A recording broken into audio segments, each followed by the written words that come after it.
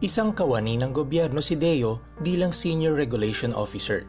Pero dahil sa COVID-19 pandemic, nanganib siyang mawala ng trabaho. Nagkaroon kasi ng uncertainty on my side dahil sa contractual nature ng aking trabaho. So contractual meaning, hindi ako regular. So sa ibig sabihin nun, kung hindi ka nakakapasok, maaring hindi ka rin sesweldohan. So nagkaroon ng ganong sitwasyon and kinakabahan na ako dahil baka hindi na i-renew yung kontrata ko dahil lahat ng mga empleyado naka-work from home status na. Nag-apply na rin siya ng ibang trabaho pero hindi siya natatanggap. Kaya labis ang panghihinayang ni Deo dahil muntik na siyang maging regular sa trabaho noong nakaraang taon. Ngunit hindi pa rin ito nangyari. Ang mahirap kasi kapag yung may expectation ako dun sa position dahil ginagampanan ko na yung position na gusto kong mapunta ako. Ang medyo ako na sumama ang loob ko, hindi ko naman maiiwasan na sumama ang loob ko na yung tagalabas ay yung nakuha na wala naman siyang experience and nandito naman na ako, so bakit hindi pa ako yung pipiliin? So yun yung mga nagpakos sa akin ng mga insecurity ko. Wala pang pandemic. Nahihirapan na akong ma-regularize. Paano pa ngayon? Bagamat ito ay isang pasanin para kay Deo, hindi siya basta nawala ng pag-asa.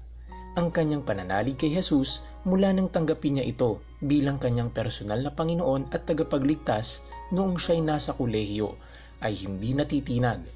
Mula noon ay lubos niyang naunawaan na ang Panginoon ang tanging solusyon sa anumang kakaharapin niyang hamon. Nung nakilala ko si Jesus sa buhay ko, karoon ako ng confidence na meron pala talagang Diyos na umaalalay sa akin, na gusto akong tulungan, na hindi ako pababayaan, na tunay talagang nagmamahal sa akin. So may mga challenges ako sa buhay at naniniwala talaga ako na hindi niya ako pababayaan. Siya na natiling faithful sa akin.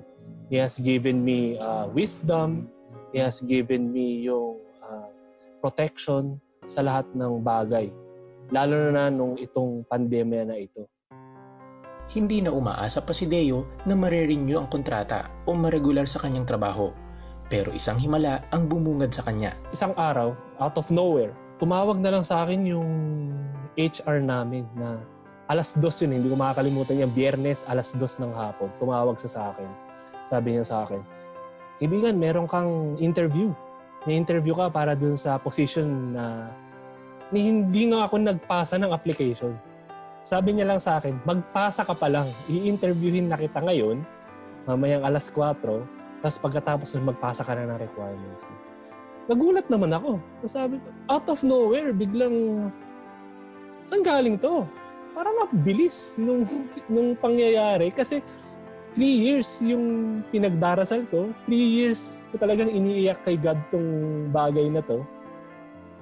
Parang naano ako ni God, na na-surprise ako na, anak ko, ito na yung pinapromise ko para sa'yo.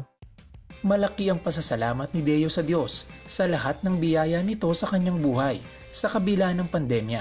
Meron palang mga lesson na kailangan kong matutunan. Magtiwala ka talaga ng 100% kay God. May mga tao talaga na nilagay talaga si God na tumulong. Lalo na dun sa kaibigan ko na naunang pumasok sa akin, nung nabanggit ko kanina, nauna siyang pumasok. Tapos, siya pa yung tumulong sa akin.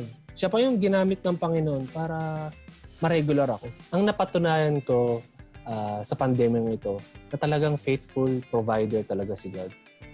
And hindi niya tayo pinababayaan.